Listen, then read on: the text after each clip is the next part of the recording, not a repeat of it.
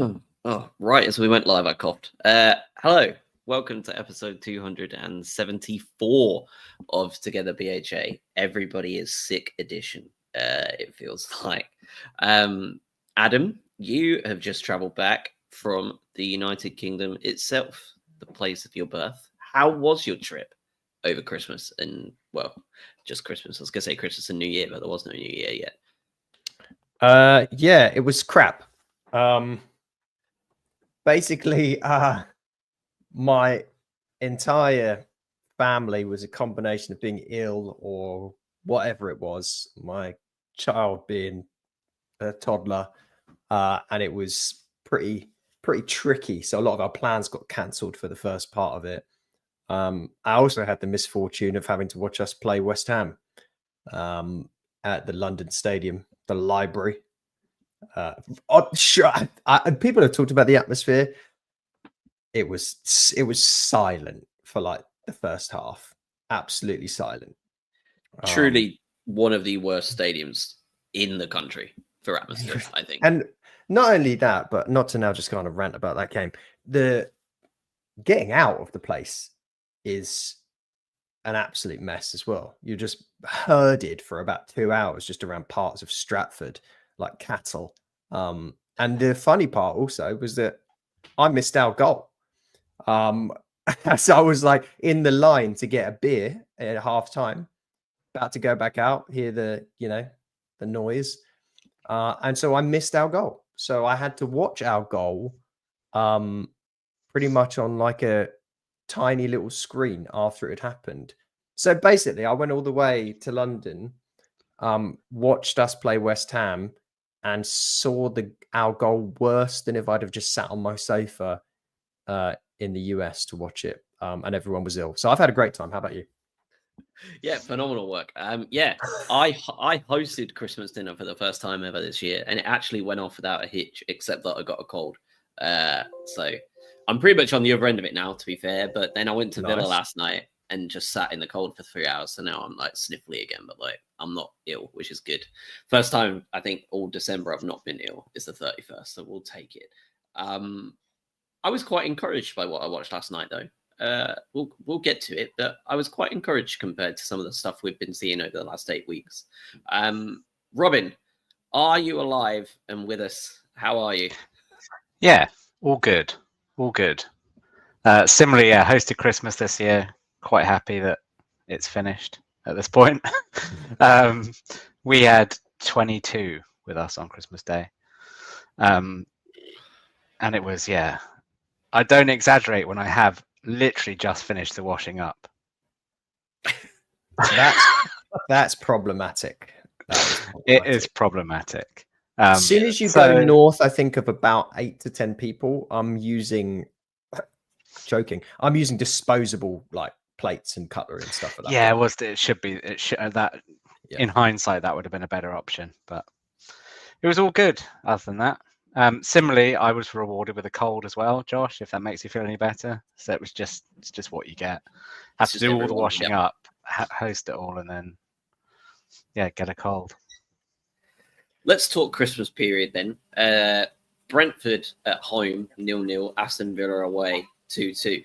You'd have probably liked to have gotten 4 points from this group of games, right? With the realistic expectation of probably getting 3 as a minimum. Brentford, the worst team away from home, with the exception of Southampton, who only have the same record as they do because they took a point from us. Adam, when you came into this, I'm assuming you were thinking the same thing, right? Like, it's not must win because 1, it's December, and 2, we're not in the relegation zone. But like Brentford was as close to a must win as you get. And then Villa, with our record there, was just a case of let's see if we can take a point on the road against one of the best teams at home on the planet right now. Is that an accurate thought process? Yeah, I mean the Brentford game was one of those ones where you really wanted to win that game at home. The Villa one was interesting, right? They've historically had a really good home record, as you say. We've never really done particularly well. They got walloped there last season. It was the 6-1 game, right? A low point. At the same time, Villa have been crap lately, and they didn't have Duran because of weird challenge, that one, where he got sent off, and then I think he got a further ban now coming out of it because I think maybe he was remonstrating a little bit with the referee. I still don't even know if that one was even a red card, but anyway, semi-fortunate for us because he's been pretty efficient with putting the ball in the net. But I saw this game as a bit of a mid-off.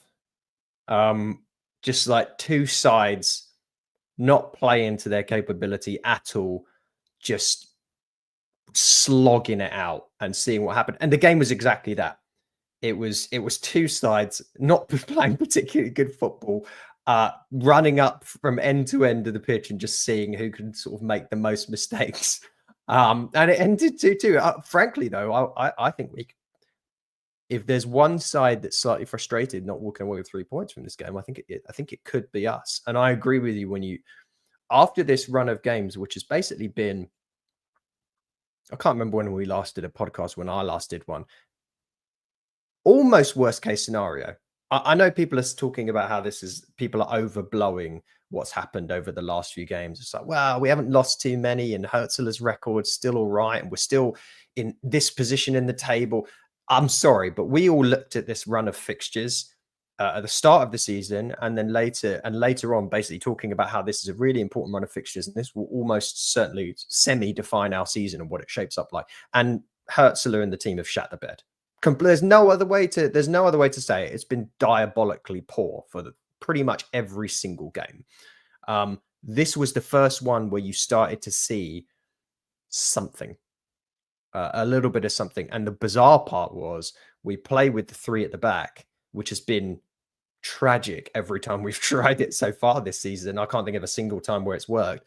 And it looked like it worked. You could see it coming into something.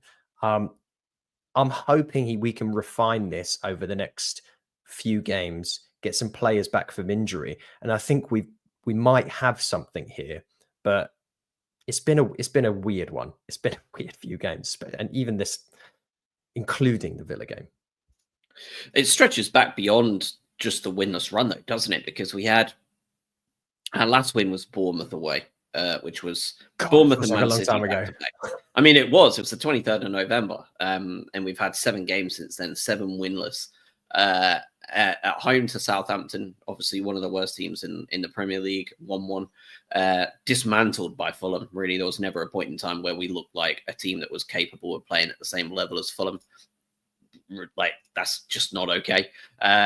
Losing a 2-goal lead away at Leicester, who their new manager bounce was essentially just the 2-goal comeback against us and never again, which is obviously highly concerning. The only positive point of Ruud's reign so far, really, that was the last positive point of Ruud's reign so far.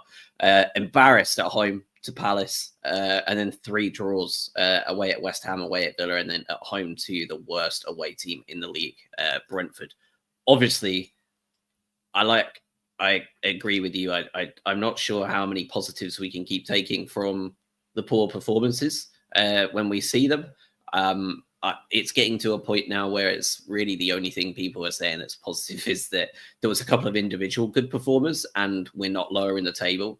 And essentially that means that our positives is that other teams are quite crap, which is like not really something we want to be like super happy about on the 31st of December. But doesn't this almost typify our entire year of 2024? Mm-hmm. And this is under De Zerbi. This is during the European run. You know, everybody is obviously acknowledges the football we played under Prime Roberto was far better than what we're watching now, and the results were superb and finishing top 6 and all of the ecstasy that went with it, right? But the actual entirety of 2024 under De Zerbi and under Hertzler has actually been really quite crap compared to the 2023. And it's usually like, when you have one of the best seasons, if not the best season in your entire history, I suppose you've got to expect to come down somewhat. But do you what does the outlook of 2025 look like for you guys when you look at these last 2 years back to back and how quite starkly different they've been? The amount of money we've spent, the squad we have, the personnel we have in coaching, what's the goal for 2025? Robin's so you're taken aback by it, we can't hear him. The more that time passes, 2023 is an outlier, isn't it? When you take into account circumstances, the players that we had, particularly world-class midfield, De Zerbi at the kind of height of his enthusiasm for the role, the stars kind of aligned in 2023. They very much haven't aligned for us in 2024 in virtually every area. I think really the spend that we made in the summer, we're not going to reap the rewards of that spend probably before next season, I wouldn't have thought. So the second half of this season, I think, is to try and get as close to what Hertzler wants to do as possible. And that may be testing a few other combinations. It may be testing a few formations. And the one big thing I think it's going to see is he's now looked at the squad enough to decide who needs to move on, whether that's on loan or permanently. Because what Craig and I talked about last week was actually the size of the squad, and particularly the lopsided nature of it in attack is making his job quite difficult. Because in order to try and keep people happy, he's having to tinker more than he probably would like. I know injuries have been thrown in there as well, which has disrupted it, but he's 100% trying to keep people happy through just having to give them minutes. So I think we're going to see, despite a £200 million spend, I think we're going to see a slimming down of the squad. It's weird, isn't it? Just talking about 2024 as a whole, if you look at a calendar Premier League table, as in what would the table be if you combine the seasons and it's just from January 1st, 2024 until now, we're 13th in the Premier League. And we're basically pretty much the top fifth, going down to the 15th team, which would be West Ham. We're only 3 points above them. So we're in the bottom part of the table based on our 2024 form. I agree with Robin in that I think the expectation reset has happened now, in that at the start of the season, we were all fairly bearish about what this season would be. As in, yeah, we're spending a decent amount of money, but we've had big name departures. We've got a new manager. Like, this is going to be a season where we're going to sort of have to rebuild a little bit. Let's finish in the top 12, 13, somewhere around there. And then 2025 will be, the push for Europe, hopefully, when this all settles a little bit. Then, of course, we had this run of results at the start of the season where it doesn't, whether you can say it was a little bit lucky in certain instances, whatever it was, we found ourselves right up towards the top of the table. And everyone suddenly thought, well, you know what, hold on. Is this team now a qualify for Europe team this season? Is this a top 7 team? Now we're back, I think, into the position of, well, maybe, top 12 would be an okay finish to this season. So it's almost like we've basically gone on a little adventure for the first part of the season, and we've come back around to where we were at the start of it. It's funny, isn't it?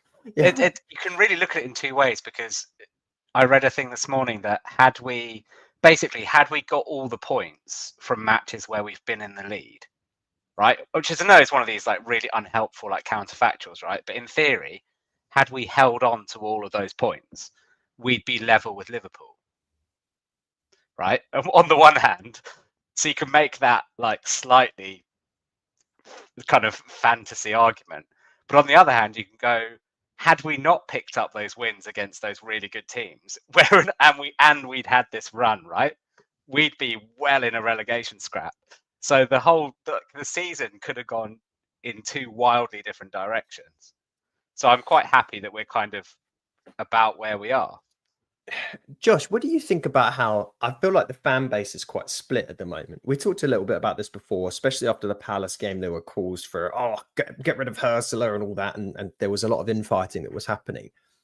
But we are now in the position where it's maybe a bit less of that and maybe more of what we talked about before, which is you've got half of the fan base going, we're doing crap. This isn't looking particularly good. When are we going to come out of this rubbish run and start to see some positives. And you've got the other half that are saying to people like us, you guys are being too negative. We are top 10 in the Premier League at Christmas, and we're 3 points off of blah, blah, blah, Europe and whatever.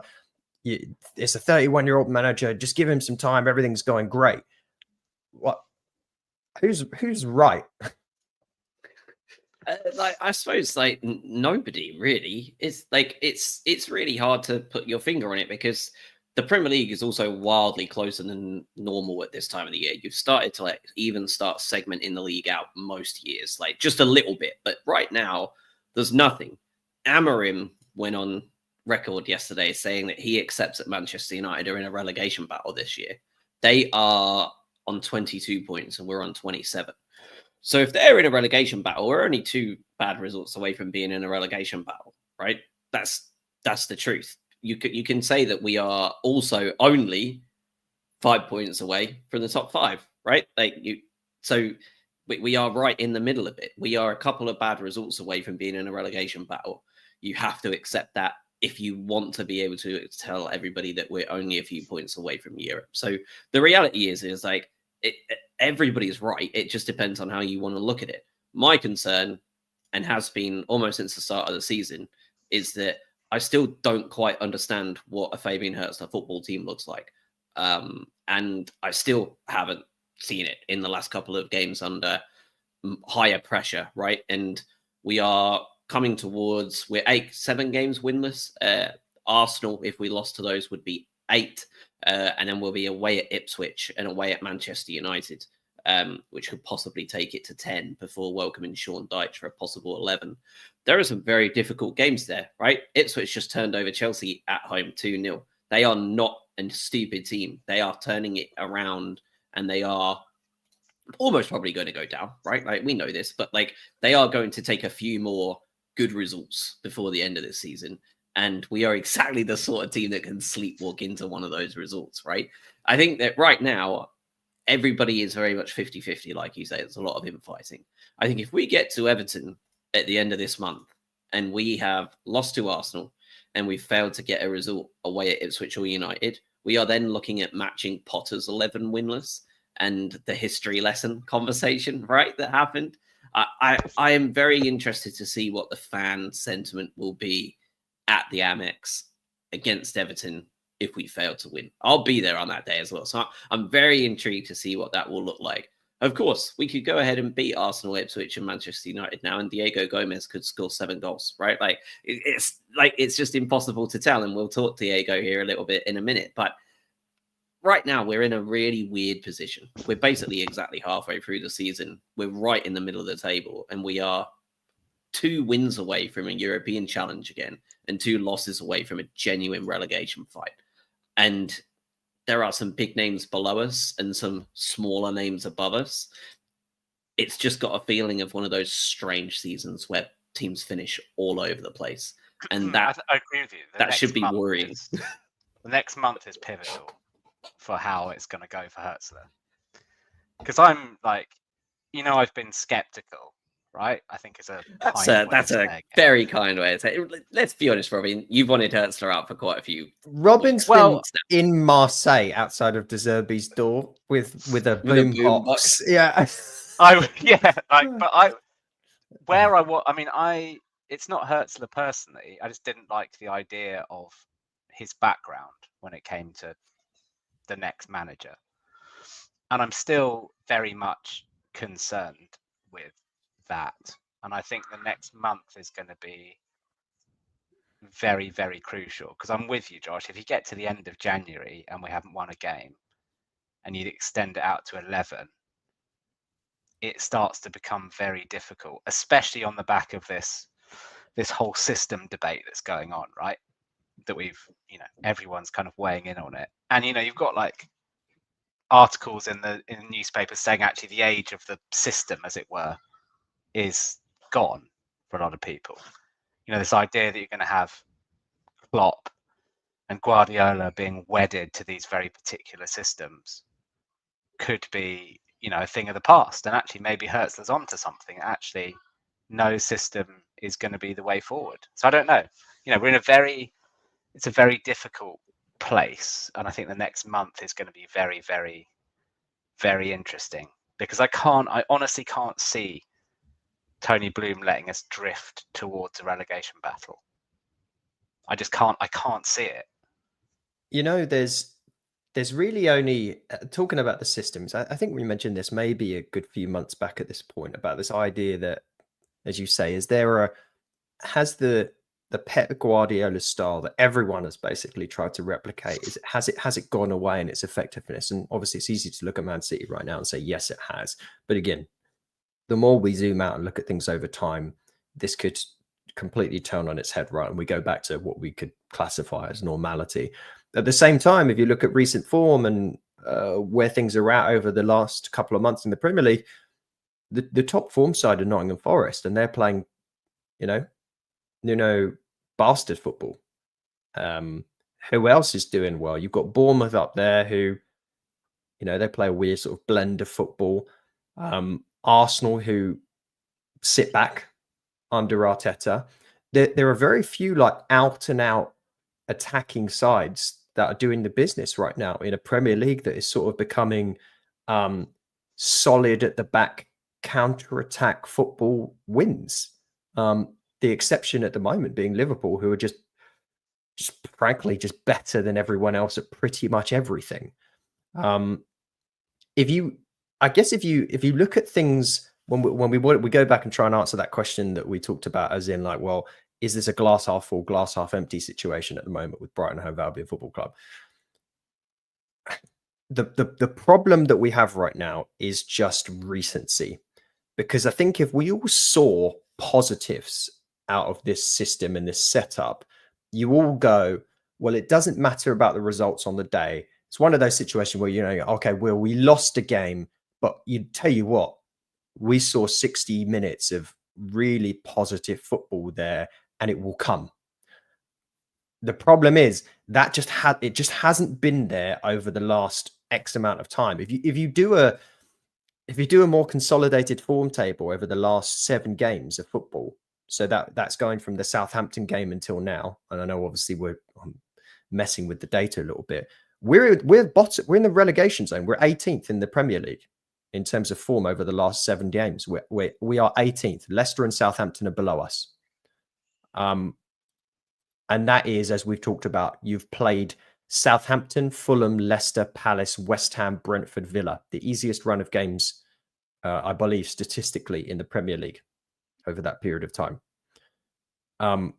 You have to be concerned there. On a positive note, I think the reasons why I'm optimistic is we have to do business in January. I know we've just spent a lot of money, but we have to do business. I think it's very important that we figure out a solution to more depth at centre back. I saw just enough in that Villa game to think that if this system gets implemented properly with 3 at the back and the wing backs playing efficiently, and we'll talk about Tarek Lamptey, and you can see Ferdi Kadioglu slotting into a similar type of role on the left-hand side, you've got a team there. You've got something. We've also got to figure out a solution. God, this feels like 3 years ago again. You need a number 9, because it's not João Pedro. I've seen enough of that now. It's not João Pedro. He's seen enough. He's seen enough. By the way, we should probably talk about that incident as well. I know we're going all over the place with his elbow that wasn't an elbow. Because for me, pure petulance, and frankly, I would have banned him for 5-6 games for that.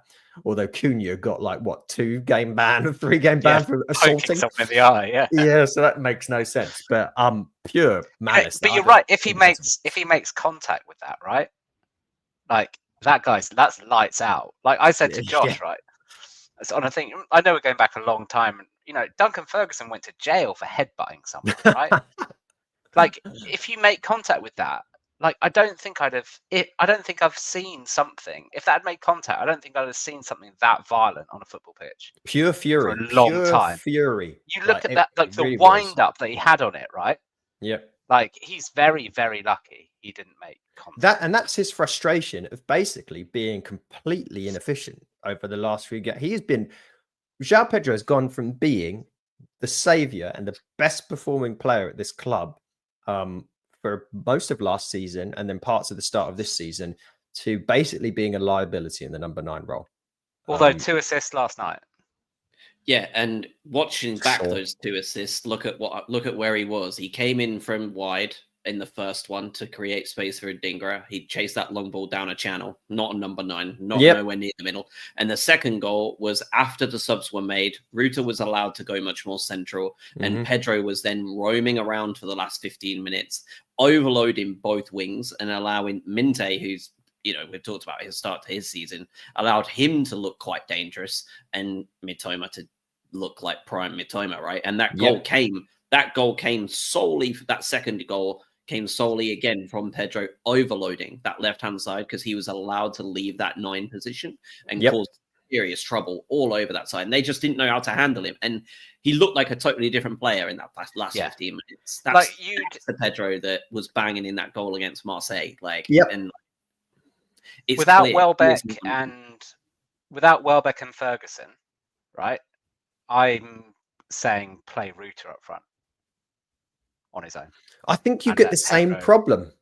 He's better at holding up the ball, but I think you get this. I think you get the same. I don't think we've got a solution for it, and we see that. That's why Hertz is like trying to move the chess pieces around, and we're trying every player out, sort of all over the place.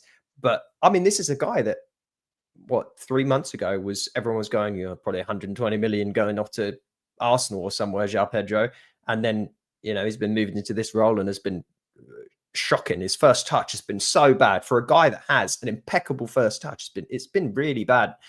And the fact that we're missing Welbeck so much is a bit of an indictment on the situation, because we didn't realize quite how important Danny Welbeck was to elevating every other player and making their system work.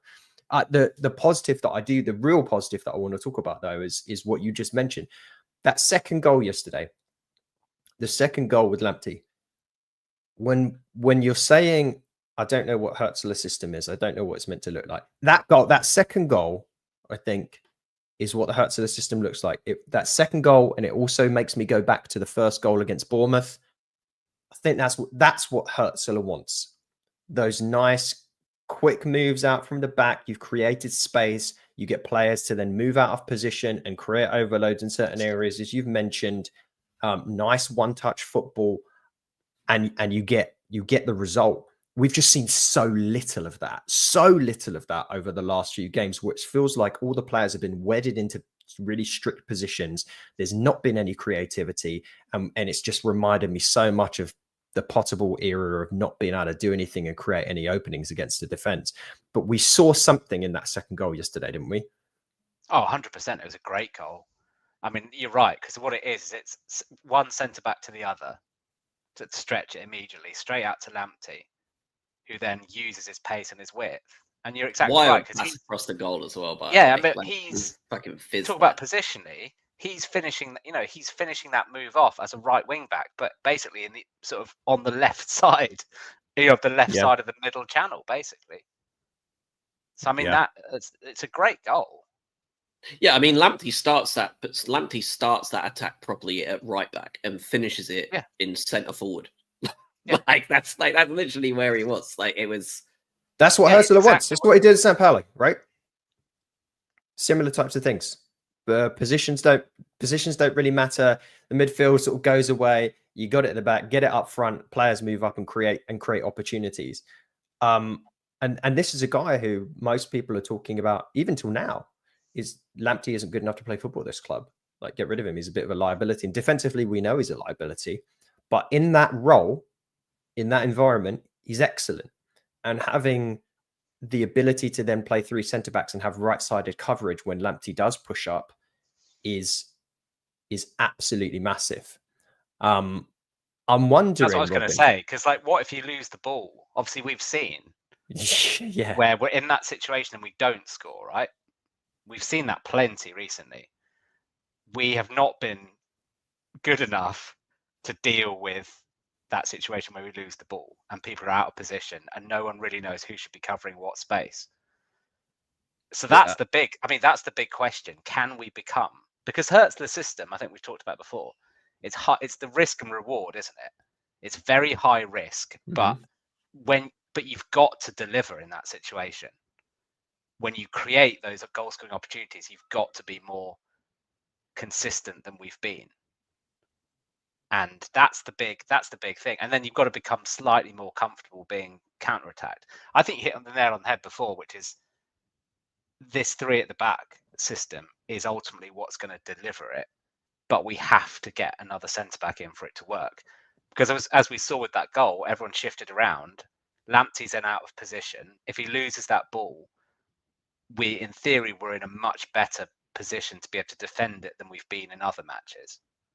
So I think that has to be the system. If he's going to continue with the risk reward, it's going to be that system. Yeah, and it could be really intriguing, as you say, with an extra centre back. Because, by the way, in that system, I'm happy with Veltman playing right centre back in that system from time to time as well. He's shown the ability to do that. So you've already got cover. You've got one cover. 3 at the back makes up for some of the deficiencies that we've started to see in Lewis Dunk's game. He's got more cover there as well. You're getting to see Igor, who I think was, when we did see enough of him, he's been good. He had some shocking moments, but there's a player there, and I think you do want to see him play rather than sit right on the bench. And Ferdi Kadioglu was brought in once he's not injured. Kadioglu was brought in to play.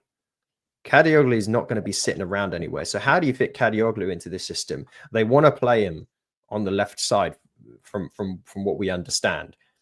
So then you have a really interesting setup with Kadioglu at left wing back, your 3 centre backs, and then a Tarek Lamptey at right wing back, who you can switch out for a Solly March, who is now, and we'll talk about Solly March, what an amazing sight that's been to see him come back. Solly March at a right wing back, a Hinchelwood when he's back to come back and play at a right wing back. So you've got possibilities there, and if we keep hold of Pervez Estupinian, which we'll talk about, you've got another left wing back option to cover for Kadioglu. So there's the potential for really fun stuff in this system. We've just been a little bit unfortunate with some of the injuries, I think, and Herzl being able to make this happen. Let's talk a little bit more about this Villa game, because we've kind of just gone all over the place. The opening goal, which happened obviously quite early on, pretty much just before 12 minutes. Tell you what it gave me vibes of. The goal at St. James's against Newcastle. Very serious. Like Lewis Dunk, long ball. Let's see if we can mix the defenders up. João Pedro sort of tries to get it and almost, to me, sort of loses control. I know he gets the assist, but I think he was trying to run it on, and Adingra picks up the loose ball and does what Adingra does, playing on the left-hand side, giving Mitoma a rest for the first time, and he scores. Yeah, I mean, I was going to say the same. You're playing him in his natural position, where he's won the second best player in Africa, right? Wasn't it, in the awards recently? Mm-hmm. Yeah, I'm with you. It's a very, very similar goal. And it came off the back of us being under pressure as well. Yeah. It was, do you think, I know this is a stupid thing to say, but do you think Mitoma scores that goal?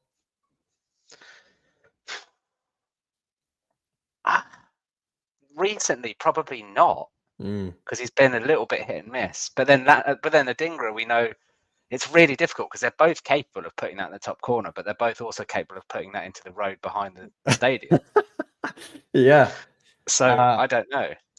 It's interesting, isn't it? But we know Adingra, like, he loves to cut in. Like, we've talked about in a slightly joking fashion, right? That he loves to cut in. That is his kind of one, like that. If you go back to like FIFAs of old, right, where one player had like just basically one stock move that they could do, that's basically his. So I don't know. Mitoma could have tried to cut, down the other way and go down to the byline. I don't know. Either way, it's a great finish. You get such a different game plan and setup between those two players when you switch them out, because Konsa was given an absolute nightmare throughout the game because he had to deal with two very different propositions. Because when we did see Mitoma come on yesterday for Adingra, he was excellent. And he did what you want him to do. He created so much space. He was able to reposition the defense. He was able to get runners to come on because of his ability with his touch and his dribbling. He was an outlet constantly.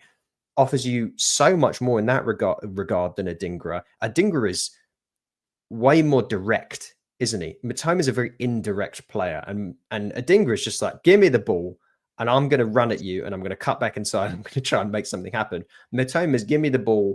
I'm going to wait for my left wing back to run on. I'm going to bring João Pedro into the game. I'm going to see what runners I'm going to get in the center, and that's great. But it's great for that moment in the game where Villa were a bit more stretched, and you don't have a defense sitting back, and suddenly Matoma's abilities are way, way, way more impactful. Whereas, you know, with these games where we've just wanted to see someone go, just put the ball in the back of the net and it not be Julio and Ciso shooting from 40 yards out. That's when I sort of want Adingra. So it's a nice problem in some regard. It is a lovely problem to have, and I think it's as much as you're right. It's mixing things up, because as you say, Matoma can become very wedded to a particular way of playing. And I imagine as a defender, as much as he's very good at what he does, it's not that difficult to, in theory, you can just put two men on him, or you can just pack that part, which is what everyone does. And you just go, right, we're going to force him out wide effectively. And if he does something brilliant from there, then fair enough, right? You can't legislate against, that Wolves goal that he scored, right? Where he just dribbles past absolutely everybody about 3 times before scoring. If he's going to do something like that from out wide, then fair enough. But it's just having those two options, 2 natural options off the left for different situations. And, that's very, one thing we criticised De Zerbi for was, always having that same approach and always trying to put the same sort of player in the same sort of role. And perhaps this is another one of Herzl's strengths. If he can start to do it, be brave enough to go, actually, do you know what? The team that we're playing, or the situation we're playing, actually doesn't lend itself to Matoma. It lends itself to Adingra. And having the balls basically to go, yeah, I'm benching Matoma. Because we saw the reaction, right? Like social media when that team came out and everyone went, Matoma's on the bench. Like there was a certain degree of like, what is he doing? We're risking a Villa Park of last season situation. So he needs to be able to take those decisions, I think. He's tinkered quite a lot over the last few games, and the problem that I guess you can take with that is you start to see a manager that isn't getting results and is now just sort of throwing shit at the wall and seeing what sticks. It's like, oh, okay, we need to get rid of this guy. We'll change the central midfield pairing every single game. We'll switch the right backs out. We'll switch this out. We're dropping Estupinian. We're dropping Matoma. We're dropping the right, whatever it is. It feels like everyone's switched around. Obviously, Ruta's been dropped for the last couple of games to come on and give different, a different option in the second half. So he's definitely not been shy on that. It's whether that is him looking at the team and saying these players aren't performing well enough, or it's him going, I don't know what to do here, but let's change something. And I guess, or as I said before, someone's getting annoyed because they haven't played any games, right? Which you're gonna have a little bit of, and I know we will talk about the January window a little bit. Let's talk a little bit about though the Villa penalty, because this was a very prolonged VAR check. We had so much stoppage in that first half with the João Pedro head injury, and then the VAR checking for the penalty. I think it was 12 minutes of added on time for the first half, wasn't it? Something absurd like that. The penalty for me, there was about 14 different checks that revolved around. You had one challenge from Van Hecker initially that was a sort of a sliding tackle, was with him trying to knock the ball out and potentially clipping the man. Then you had the corner that came in after that one was ruled out. And you had what was ultimately the penalty award, right? Which was João Pedro going for the ball, honestly, and then basically just kicking the foot of the attacking player. For me, no way a penalty for me. This was an honest attempt to play a ball, and the other player put his foot in the way, and the penalty was awarded. What did you think about it? Yeah, it seemed like simultaneous contact, right? Just seemed accidental. They both connected studs at the same time. So I don't think it's a penalty. I think it gets given because it comes so quickly after they've had another one denied. Yeah, A few minutes before that. I don't even know if the other guy's going to get he gets his studs on the ball. Like nothing. I don't think anything really fundamentally even changes based on João Pedro kicking the ball or kicking the foot out, because he still makes contact. It doesn't change anything. So that was a really confusing decision for me. I know Josh wanted to talk about, and Josh had to pop out, and he's going to come back in a little bit. Josh wanted to talk about the way the VAR process was run, where you had Martinez basically harassing the referee at the VAR screen, screaming in his ear at the fourth official and the referee, talking about why it should be. And by the way, why Martinez is involved? He's at the opposite end of the pitch. How could he possibly know anything here? He was just being a scumbag like you. And Martinez is an absolute scumbag, let's be honest with ourselves. But clearly the referee's been impacted there. You're playing at Villa Park. You've got the home fans hounding you. You've then got Martinez screaming at you. And he gives this incredibly soft penalty. Like, to me, that's a nonsense decision. Yeah, it's dreadful. He was told to go away and then just came back. I mean, you should be being booked for that as an absolute minimum. Yeah. For trying to get involved with that. I mean, it just makes a mockery of the thing, doesn't it? I It mean, does. There's no real sort of solution for that. But because what you can do is start sending players off. Yes. Yeah, that's exactly what you need to start doing. If someone comes over, you card them. There's already a rule saying only the captain's meant to approach the referee, right? That was already put into place, and that started the season. The first few games, they really were strict on that, and now we've sort of just gone back to normality. I feel like, for the most part. But yeah, card them. No one should be able to be within 10 yards of the referee or 15 yards of the referee while he's at the VAR screen. If you come any closer, you're carded. Simple as that, and they'll stop doing it. Yeah, that was a stupid decision for me. One that the referee just gave. I thought the referee let's not have a conversation with much more detail around refereeing and officiating, but I thought it was broadly poor on the night. It was giving so many soft fouls, especially to Villa, that was really quite frustrating. There was one he gave on Matoma when Matoma was on, and the player just ran into Matoma and he gave a free kick to him. So what are you doing? It's dreadful. I mean, the only thing I'd say on the refereeing, right, is who the VAR was, right? It's our favourite Stuart Atwell. Good old Atwell, but not his fault in this instance. No, but involved in the chaos. Yeah. So therefore, taking a chunk of the blame. I guess you could say the only thing that comes out of this, where if you feel aggrieved, at the same time, Villa I think deserved a goal. We were under a lot of pressure for the last 15 to 20 minutes of that first half. It felt desperation mode. Like we were just hoofing the ball clear.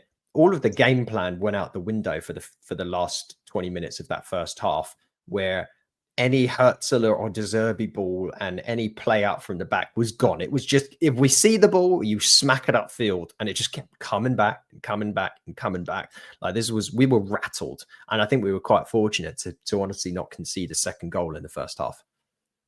Yeah, agreed. Because we've seen that happen so much, right? One becomes two very quickly. We've seen that for the last, probably calendar year we've talked about. And it's interesting, isn't it? We've had situations where we've criticised players for just not getting rid of the ball in those situations. And yet this has shown that obviously it doesn't always lead to what you think it's going to lead to, which is taking the pressure off.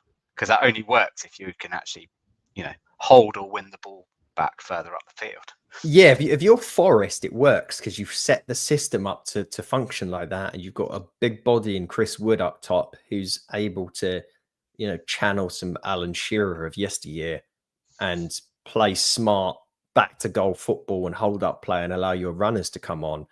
And we've just very clearly, this was a plan Y way down the list of plans that we didn't really know how to execute. So hopefully something they can work on a little bit there, because you need to have that outlet. Again, maybe some of that comes back to João Pedro's serving as your target man at that point, and that's not his job. That's not what he wants. Interesting to think about what it might look like if you've got a Danny Welbeck up there, whether it would have been any more efficient, or frankly even an Evan Ferguson up there. But the less we talk about Evan Ferguson's form, probably the better. Halftime happens. Villa come back out quite aggressively, and I don't know what the defending was for this goal, where there was a corner. We then push out, and the organisation, I'm watching it back right now, the organisation of the defence, when they pushed back out after this corner to prevent, basically to draw an offside, was so questionable. I genuinely can't even believe it. I paused it on my screen right now, just as the pass is played over from the Villa player. You've got runners going up the pitch. You've got Adingra and João Pedro treading on each other's toes, running up the other end of the pitch. You've got Enciso, who is offering them no defensive cover, also sort of on the left-hand side, pushing up. He's got a man behind him, which he's not noticed, completely free. He's got a man on him who's running past him with no challenge at all. And then he's got another, I think it's Tyrone Mings even, who's then running alongside him. We've then got a cluster of 6 players within about 2 feet of one another, all ball watching. The only exception of the ball watching is Van Hecker potentially is looking a little bit over and doing something about it. You have got basically 4 Villa players completely unmarked.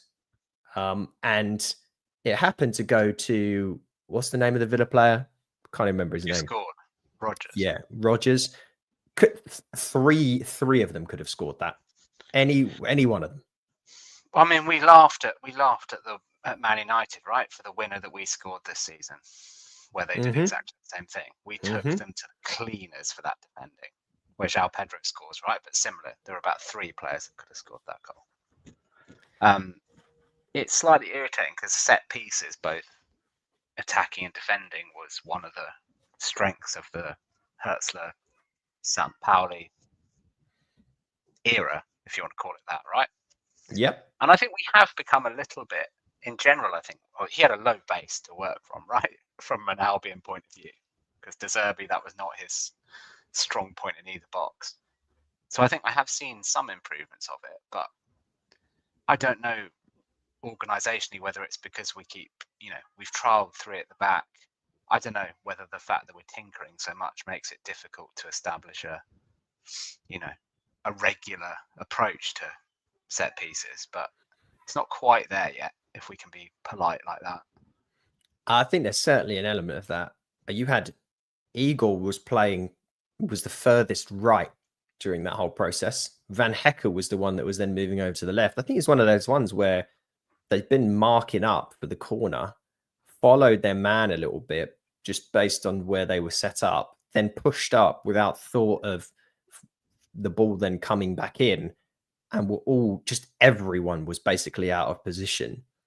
And they were playing broadly to push the ball back up and weren't expecting for the ball to come back in. So it was a really disappointing one to concede for a number of reasons. Straight after halftime as well, which is never one when you want to concede on the 46th minute after you've been battening down the hatches in the first half with 12 minutes of stoppage time. You come straight back out in the second half and then concede, which was not ideal. That said, we made some changes. I know I'm skipping parts of the game here, but Hertzler was quite proactive here, because we weren't getting what we needed. and he made a triple substitution, didn't he? What time did he make that substitution? I'm trying to look here. He made that at 58 minutes. 58 minutes, right? So he didn't let a lot of the game go on. He basically left it 10 minutes and then went, Adingra, you're off, Matoma's coming on, and Cisse, you're off, Ruta's coming on. I think it was, and then it was Gruder that came out and Minte came on. So we completely redid the 3 part of the 4-2-3-1, if you want to think about it. I know we're playing 5 at the back, but we completely renovated that sort of 3 across attacking position. It was effective. It was really effective. Just your thoughts, though, of the players that came off. We talked about Adingra. What were your thoughts on Enciso maybe after the last couple of games, and Brajan Gruder just in general of what you've seen so far? Enciso, I feel sorry for him a little bit at the moment, because the last couple of games before this, with all the shots he's been taking, he's trying, right? Like, his attitude has been a lot better the last couple of games, but it's just not happening for him. And last night, I think he looked a little bit, not back to, not that he wasn't trying, but I think he was running around. We've said this about him before. He's got an element of, like, it's going to sound harsh, but kind of headless chicken, right? Occasionally, where he's chasing, he sometimes just ends up chasing possession or chasing the play or whatever it is. But I feel sorry for him, because I feel like he's definitely, his attitude has improved enormously, certainly outwardly. Agree. As much as we can see. And he's definitely been, they've had certain elements of, the Palace game. He was pretty much the only bright spark in that one. And he's just trying, and it's just not happening for him at the moment. And I'd say, I feel earlier in the season I was more critical of him. Now I just feel more sorry for him right now. You're right, though. He is trying that. Like, his closing down, his energy is very good. Like, no complaints there at all. And what was I can't remember what the data was around the shots. He had the most number of, it was like the most number of shots in a first half of a Premier League game for a very long time. And I think he did it in the first half an hour or something. Yeah, just like something like that. Ridiculous stuff. And I think if you go and look at like player stats on one of the websites right now, just in general, of what we've seen from the league so far this year, he's up there on dribble attempts, shot attempts, and he's barely played. It's pretty crazy what he's attempting to do. On the downside, what you get is why he's not finishing them. And he went for a shot that really stands out quite vividly for me yesterday. I think it was the first half where we got the ball. It was a bit of a counter attack, and he went for a shot, and he had runners if he'd have passed it. He had Gruder who was running into space.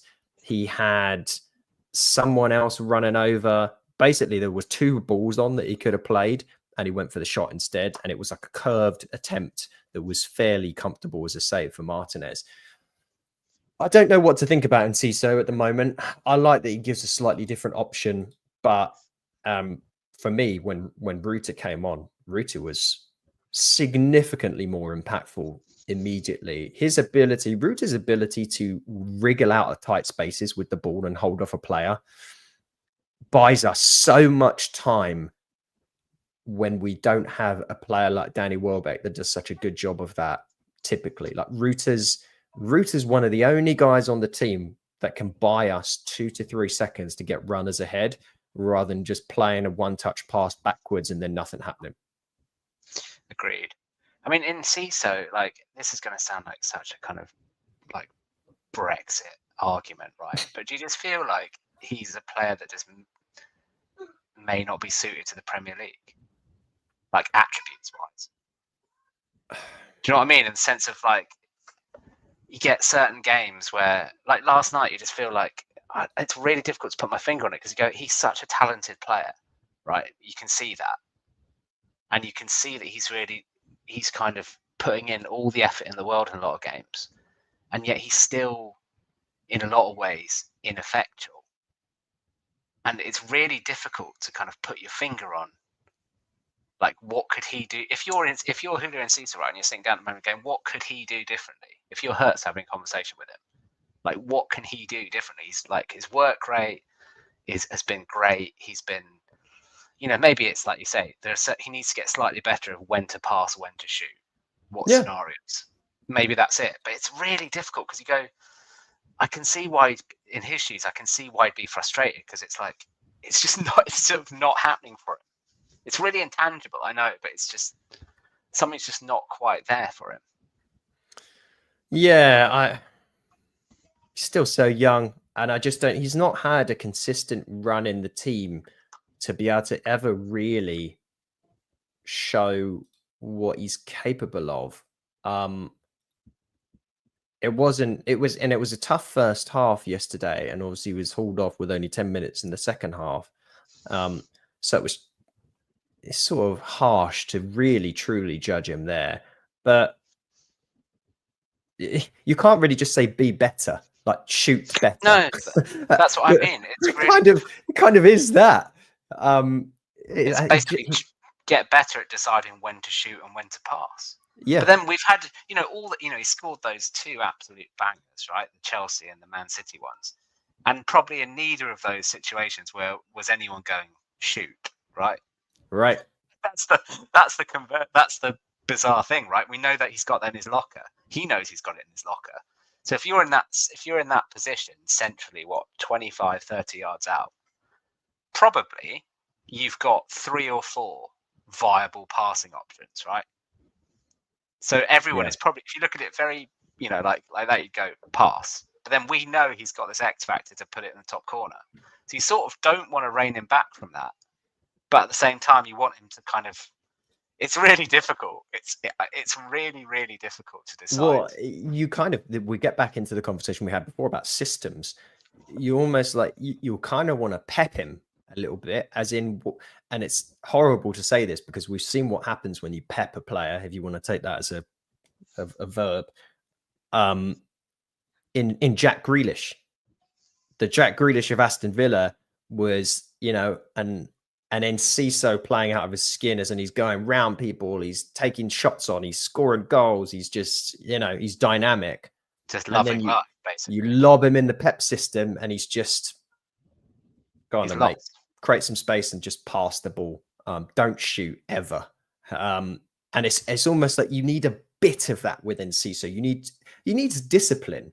I think that's the thing. When you talk about the headless chicken idea, he needs discipline in his game, and he doesn't have that yet. He's pure impulse. He's pure raw impulse, and that works in a smaller league where you are just better than everyone else, because it's like the kid on the playground that's just going to run around and is going to just like, oh yeah, you're just better than everyone else, mate. Congratulations. And he's not better than everyone else now. He's still very talented. That's what I was sort of getting at. And I was like, maybe he's better. He's sort of, but like you say, he's so young. That's the other thing. And it's sort of, you wonder, does he need to be coached sort of on the pitch, during games? Was he better when you've got, like, I don't know, someone like McAllister or someone who can be basically in his ear? I miss McAllister so much. Maybe, but I really do think coached into it. He could really do with the Buonanotte treatment, in my opinion.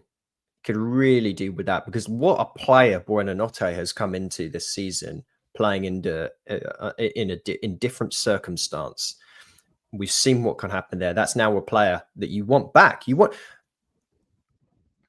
If I could trade Buonanotte back in now, I would, and he would start over multiple players that we're starting right now for me. Yeah, agreed. I'd happily probably lob him out on the right wing. I'd happily have him in the Enciso role that he played yesterday.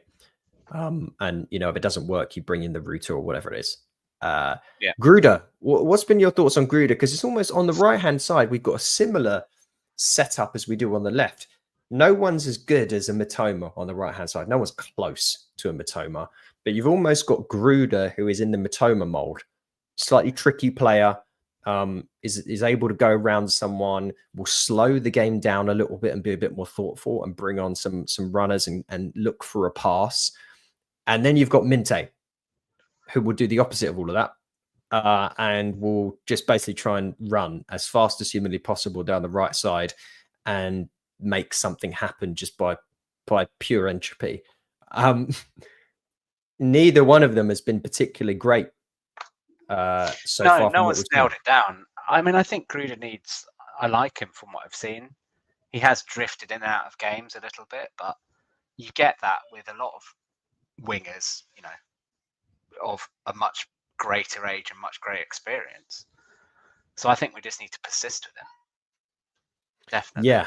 Been excellent. There's a player in Gruder, like you can completely see why he was signed. There's very clearly a talent there. It's not there yet. Same with Minte. There's very, very clearly a player in there, and he's electric, especially when you bring him on with X amount of time left in a stretched game. He is absolutely brilliant. When you start him against a team that sit back, I'd rather play you, Josh, in the right wing role. We've basically just done a switch, a hot tag. Yeah, Robin's apparated somewhere, and you're back in. I do want to talk about one other player with you because we've talked about Gruders and Adingras and so on and so forth. Yeah. And we talked a little bit about Ruta. What's your thinking on? Wait, who am I? Let me just bring this up here. I'm trying to make sure I'm mentioning the right guy. Ayari, that's who I had in my notes to talk about. What's your thinking about Yasin Ayari? Because he started the season off incredibly well, got dropped a bit, back in the team again. Was crap yesterday for the most part, wasn't he? Absolutely rubbish. Yeah, he is. He is not suited to this more defensive double pivot role that he is being asked to play, and it's so abundantly clear. He looked pretty good on the left, which is like nuts, right? He shouldn't look pretty good on the left. He's looked very good higher up centrally, like the position that I think we all expected Matt O'Reilly to play. But he's also now sitting in that double pivot as well. I have concerns around his physicality as well, whereas I can see very clearly offensively the ridiculous wealth of talent Matt O'Reilly has at his disposal. Yes. More so than Ayari. Like, and I like Ayari, right? But like, you can just see, like, the more you see a Matt O'Reilly, the more you like what's to come going forward. Defensively and combatively in that midfield, like Yasin Ayari being moved further back is worse and worse for him. Stephen in this chat said it, he gets bullied, and he does, and it showed yesterday. He got very frustrated at one point and got himself a booking. Deserved yellow card as well. It's just a petulant challenge. But like, he just, when he came on against Everton and was asked to play forward, he looked phenomenal and honestly should have scored. That was really unfortunate to have that goal ruled out. And every time he has played and been allowed to be more of the roaming forward midfielder, it's the games where you go, want to see him start again next week. Like these games, this double pivot that we are playing with him and Baleba, it's not working. And actually it's hindering Baleba too, because it's just not a partnership that works for me. But neither on first glance is O'Reilly, right? So I don't know if you've taught Diego Gomez yet, but we'll see whether that is a partnership that forms or not. Yeah, we haven't. We're going to get onto it, but I'm slightly. I want to see Baleba and Weaver play and solidify that midfield area badly. Yeah, they've looked. Yeah. I think they've done it.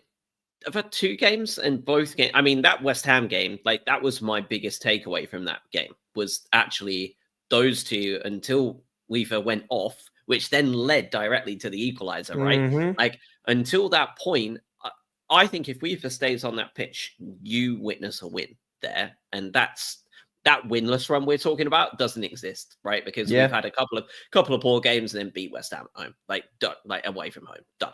Like we had 3 or 4 winless. Nobody's even talking about it anymore. But he's gone down again. He's hurt again, and this has been 3 or 4 games we've lost him again for now. But for me, I think that's absolutely it. Like I would much rather see Weaver and Baleba in the midfield duo and allow Baleba to be the more box-to-box guy while Weaver is the hang-back guy. Like, I think it's just, they're both built. They are the prototypical duo that you want in that pairing. Like, absolutely. Yeah, I really want to see more of that. And well, that was Weaver's best game against West Ham, even outside of the goal, right? It was probably Weaver's best game. I agree, Matt O'Reilly. I want to see so much more of him, but he's just not had enough of a chance yet, just with the injury and then coming back into a side that's not been in form. It's been tricky for him. The Diego Gomez one is interesting because is he going to play in that role, or are we going to play him in the 10 role? Or is he going to play more as an 8? And how many players do we now have competing for those, what is essentially 3 positions, whereby you've got Baleba, who starts every game if he's fit and not banned. So you're then down to 2. So you're getting someone that's going to be sitting deeper, and you've got someone that's going to then basically be your playmaker ahead of them. Now, in that playmaker role, we've got, ideally, João Pedro playing there. Ruta wants to play there. And Ciso wants to play there. You've just said Ayari could probably do with playing there. Diego Gomez might want to play there. I'm trying to think if I'm even forgetting about someone else, but that's already enough. So then you've basically then got the one other role, which needs to be a bit more of that sort of 8 or 6, depending on how you want to define what Baleba's doing, where you've got lots of other players that want to play there as well, with your O'Reillys that we've talked about, with your Diego Gomez's that we're obviously chatting about now, Henselwood when he comes back from his injury, James Milner when he comes back from his injury. Like, all of these players are going to want to sort of have some game time there. I've got no idea what Diego Gomez plays. No, me either. I think ultimately, like, you're looking at that starting 11 now. If you could pick a peak starting 11 with no injuries, like, on paper, who you think would make the most balanced and effective team? I think for me, it's Verbruggen in goal, and went 4-2-3-1. Verbruggen in goal, Estepinian left back, Dunk, Van Heck. Even though I would prefer Igor because I'm biased, so like I'll try and be. You're playing 4 at the back, not 5. I am, yeah. Estepinian, Dunk, Van Heck, Veltman, Baleba, Weaver in the midfield in your duo, and then up front in the 4. You've got Mitoma, Pedro, Ruta, Welbeck. That would be mine. Yeah, I still don't really know what mine is. And there's also just taking into account the form of a lot of these players and where they're at. Like, of course, like Estupinian's been pretty bad over the last X amount of time. And if he's fit, and we're playing a 5 back, so lots of ifs here, I'm playing Kadioglu at left wing back over an Estupinian, 100%. But Purvis and Igor have developed a very strong relation. Like, that was a quickly developed relationship where both of them defensively, it looked way more solid than we'd seen from other partnerships in quite some time. So, like, if you're putting him in a back 3 with him as a wing back, like, it may be more productive to have them partnered up. But then where does Kadioglu go, right? Like, well, although he is technically a right wing back, right? Like, that's where he played for Turkey, and that's where he played left wing back for Turkey, I think, right? Did he? I thought he played right wing back. Anyway, it's tough. It's tough.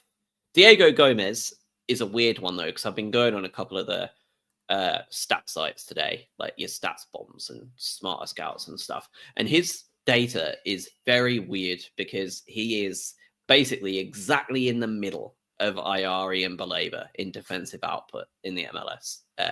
Tackles attempted, tackles and interceptions, successful tackles, right? Successful ones is quite important. Just in all-round defensive contributions to the team. And he's started almost 50% of his games at centre midfield, in a centre midfield. And then he's played a bunch of games in kind of like a left attacking midfield role. And then for Paraguay, he was on the right and in a central attacking. So clearly he's another player that is comfortable pretty much everywhere on that final third. But his defensive contributions seem to be a lot more effective than Ayari's. But he's playing in Major League Soccer, right? So, like, how does that translate to the Premier League? I don't know. But he's clearly comfortable getting a tackle in. And his attacking output just puts both of theirs to shame. So it's hard to know. I wonder if we'll do a bit of the Paraguay link up, playing him and Enciso and seeing whether there's a bit of camaraderie and teamwork that comes into play there, just with experience of playing with one another.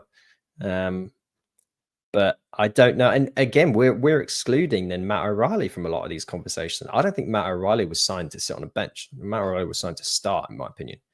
Hinchell would too, right? And like, obviously, he's just been one of those youth products that have just exceeded every expectation possible. Yep. But like, everywhere you've asked him to play, he's been a Premier League level footballer. Like, how do you admit a player like that at his age?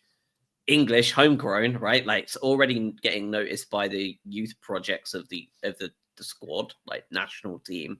Like, how do you just keep him out of here? Like, you've got to consider him in basically almost every role on the football pitch at this point. Like, he's been like okay at worst at every position you've asked him to play in. Yeah, we talked a little bit earlier about him potentially being cover at right wing back and coming in there to play. He's been really good there whenever he played. Right, so Lamptey's going to play there a little bit. Hinchelwood can play there a little bit. Solly March can play there a little bit. We were talking earlier, because you've also got the ability to then play Joel Veltman as a right centre back. So I really do think that there might be some merit to building out this system a little bit more in January with some signings that can be made. Going back to Matt O'Reilly briefly, this is a guy that scored 18 goals last season in the Scottish Premier League. Like, we've not seen much of that, have we? You could almost wonder whether he wants to. It's almost like we're not really playing his role in the system. He can play deeper alongside Baleba, or he's playing slightly too far forward in the playmaker role. He almost wants to sit in between those. So it's Hertzler. I think we're seeing some of these challenges of that. Remove the injuries from the equation. He's almost spoiled for choice in the way he could set this up. There's so many different versions of this team that you can play, whether it's formation wise, whether it's player profile wise, that changes the whole dynamic of how this team operates. A team that is playing 4 at the back with Pervis Estupinian at left back and Joel Veltman at right back, with Mitoma in front, along with Brajan Gruder up there, with Baleba and Ayari playing in the pivot, could not be in some ways more different from if you're playing a 3-back, you've got Kadioglu left wing back, Lamptey right wing back, you're playing a Carlos Baleba and a Mats Wiefer sitting back defensively, you've got a Minte on the right wing and an Adingra on the left wing. You're playing that is so different in terms of its strengths and weaknesses that it's almost hard to even classify in the same universe. And that's a lot for a 31-year-old guy with about a year and a half or whatever it is of experience playing in the Bundesliga 2, managing in the Bundesliga 2. That's a lot. It's a lot for anyone to figure out. I almost wonder if it's just like, if he got the squad from last year where it was more like, well, we've only got one option. Get what you're given. Yeah. Just play whether that would be easier for him. But I don't know. We've talked a lot here. We when you were gone, we talked about Gruder. We haven't really talked too much about Ruter. I think it's a shame that it's been benched. We did talk a little bit about how his ability to hold up play is better than pretty much anyone else we've got on. I think we need that without Welbeck. We need to play Ruter, in my opinion. But let's talk about signings a little bit more just before we go, because as of recording, we are mere hours away from the January transfer window being open. And we're already getting pelted by myriad rumour coming at us with who knows how real these are. But we're being linked with a lot of centre-backs, which we should be. But the latest ones that have come out was Bosagli, that the noise has gone a little bit quiet there, which was the guy that we were associated with in the summer. Tomori, former Brighton player, Tomori, now AC Milan defender, is on the move seemingly, and has been linked with us alongside some other guys. That'd be nice, wouldn't it?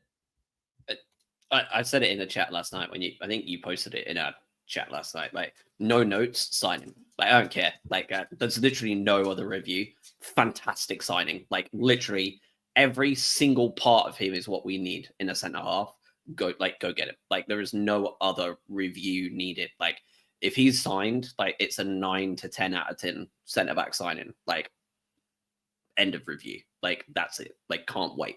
Like, there's nothing else to say. Like, it would just be an excellent signing, and the experience he has gained over the last however many years, unbelievable. Like, to me, if he's interested in coming back to the Premier League and AC want him gone, and we can afford him as well, right? Like, because for me, like, he's exactly the sort of defender that I see a team like West Ham going for, and spending double our wages to secure him. I think we can afford whatever AC Milan are paying him, because traditionally we know Serie A simply just don't match up with Premier League wages, right? Like, you'd rather be playing for AC Milan than Brighton, right? Let's be absolutely honest. But the fact of the matter is, financially, like, AC Milan can barely compete with like 9/10 of the Premier League in terms of wages, because frankly, the money in the Premier League is stupid, right? Like, that's just the reality of it. So if West Ham come in, or a Villa come in, right? Newcastle being talked about as well. Yeah, any of those come knocking, the game's over. Like, and that's going to always be the problem with Brighton and Albion, right? Like, if any of these big boys come knocking, we are out of the picture immediately. And it's like Kudus being a great example recently, and Kiernan Dewsbury-Hall, who has already outstayed his welcome at Chelsea. Still rumored potentially. Still, by the way, I don't know. These rumors seem BS to me, because where do you play him? We've just talked about this problem. Like, what do you do with him? I think the only way Kiernan Dewsbury-Hall ends up as a Brighton and Albion player in the next 31 days or over the summer is if we see at least 3 outgoings. So that would have to be Ayari out on loan. You'd have to see probably Milner retire, like, just hang it up and be like, I've been out of football half a season. I'm 38 years old. Like, it's enough is enough. And you would probably have to have someone like Moda as well moved on immediately. Like, you would have gone anyway, isn't he? But he came on last night and looked all right. So, like, you just don't know. But, like, for me, I think you'd need to have 3 gone. And I think those 3 are the obvious ones, right? Like, and that's not to, like, shit on Milner at all. Like, he actually started the season pretty well in that midfield role. And it's not his fault that he's been injured for half a year already. But at the same time, a player that was basically never injured has suffered an awful lot of them since coming to us. And that's absolutely a thing of age and time catching up to him, right? Father Time is undefeated. So for me, you'd have to get rid of at least 3 of them before you see someone like Kiernan Dewsbury-Hall come in. And then you would have options, right? Then you can see where they can start fitting in.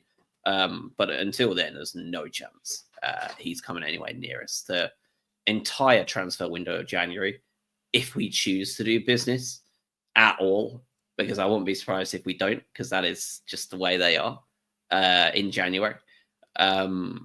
It's got to be that entire first third of the football pitch that we play out from. Like, it's got to be centre back. We've got to be looking at fullbacks. Like, the whole lot has to be looked at. I'd be stunned if we didn't sign a centre back in January. Stunned. I don't even really care who it is. You? Not me. Robin's tall. Robin could do it. Yeah, I mean, we've got. Adam Webster's obviously still injured, and we know where we're at with Adam Webster. Like, you just don't have the cover necessary if you get an injury. You can't play. You can't have it like that. You can't risk. Especially if you want to play a 3, right? I mean, you're done. 1 injury and you're done playing 3 at the back. Goodbye. Yep. So we have to sign. I don't know a lot of there's rumors of outgoings, right? We've heard endless tales of Evan Ferguson leaving the club, Stupinian's being rumored about potentially moving on. There's the potential for some outgoings here as well. For me, we have to walk away with centre back. No matter who we get rid of, we have to walk away with a centre back. And look, really, I think we can make do in almost every other position outside of centre back, with players coming back from injury, like we talked about. You've got cover at right back or right wing back.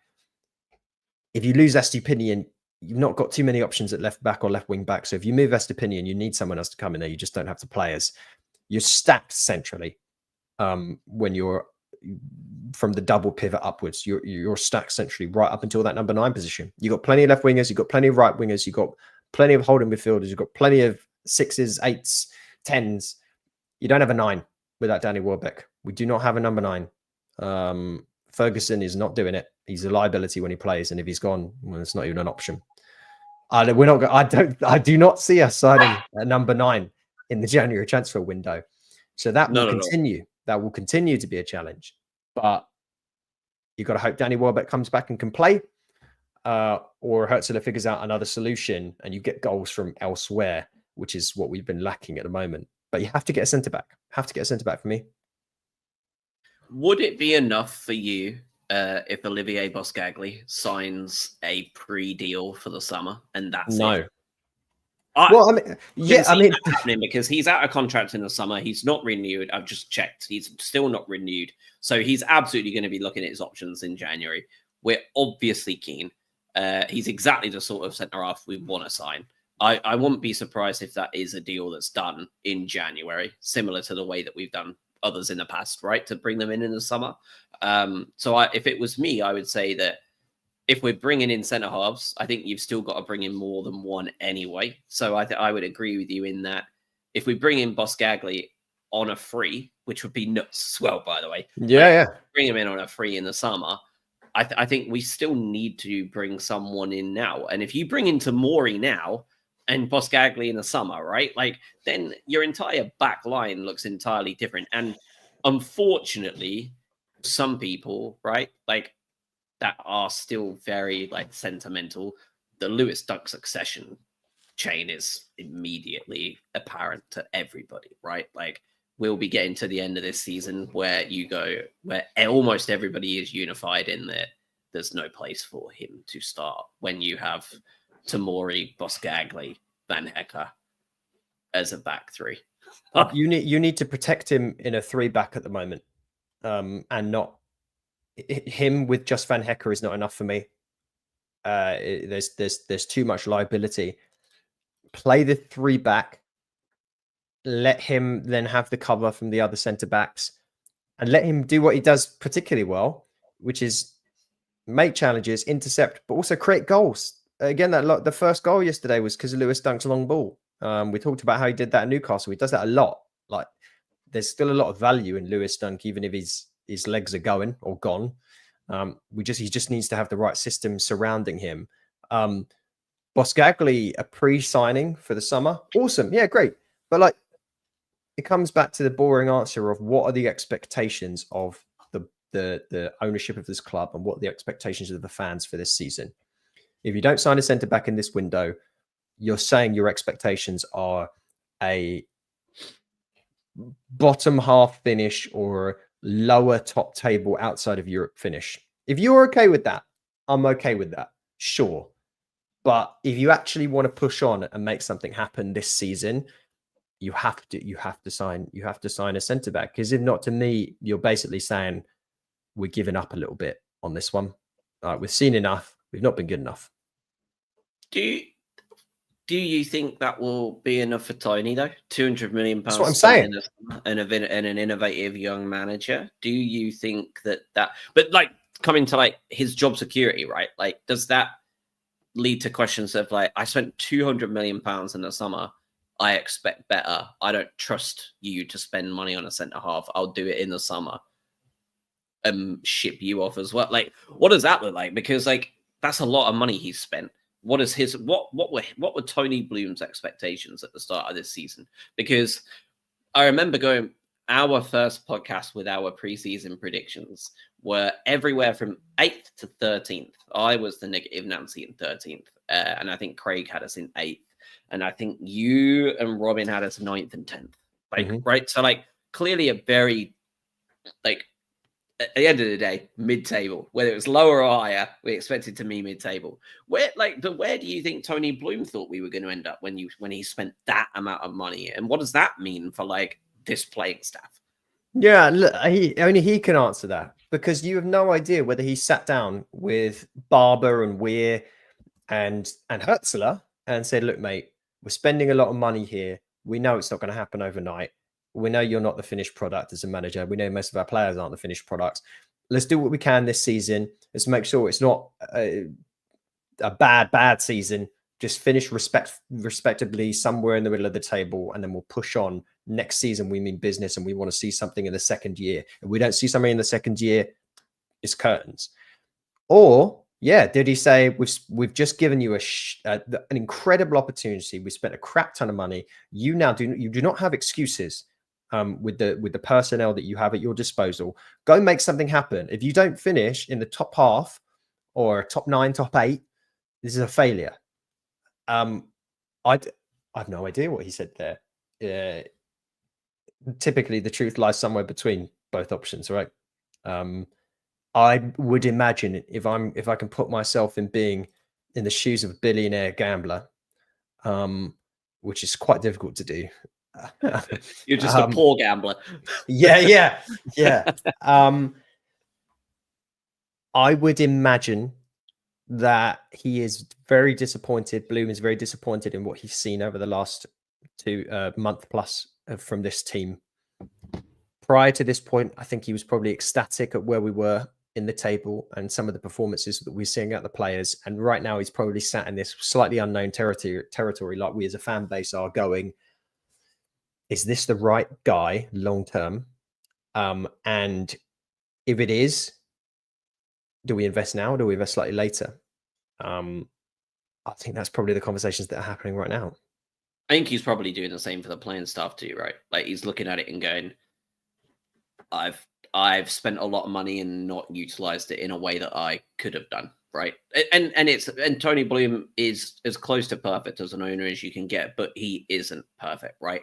We've had plenty of whiffs, right? Jahan back, all that money spent, nothing really to show for it other than a belting overhead kick, right? Like we've had whiffs, and like that first season when we came up, we signed quite a few whiffs. Actually, we signed a lot of players, and a good 40% of them were trash and moved on. So I'm sure he's doing the same thing with that. Like actually, we've signed too many people in too many positions. It's my bad. Essentially, I hope is also happening at the same time, but we'll see. We'll know a lot more in about 3 to 4 weeks. If you see movement in and out, you'll know the answer to that question. So we'll at least have some more information, and whether we can perform on the pitch,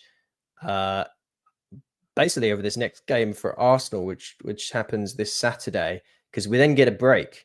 We get a third round FA Cup against Norwich on the 11th, which is a week after that. You don't play another Premier League game until the 16th. So there's only 4 Premier League games in January when the window's open. Arsenal, Ipswich, Man United, Everton. Again, you look at that run, your guess is as good as mine. Because you could say you want 9 points from that, but you could see, see 2. Yeah. So, yeah. All right. Well, let's call it. Yeah. Have a wonderful new year, everybody. We'll talk to you guys in 2025 post Arsenal. And we will just see what happens. Who knows? Maybe we'll be doing this in a year's time and go, we've won an FA Cup. It's all been turned around. Everything's all right. Like, you know what I mean? Like, it's just, we are just a very odd football team. We never do things the boring way, whether it's up, down, or anything, or even as a mid-table team.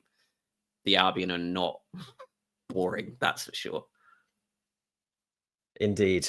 Let's hope for some points over the next few games. Let's pray that we've put an end to whatever this run of form was, and we get something out of, if not Arsenal. If you're going to get points at Ipswich and Man U, don't you? Yeah, you do. Happy New Year, everybody. Cheers all.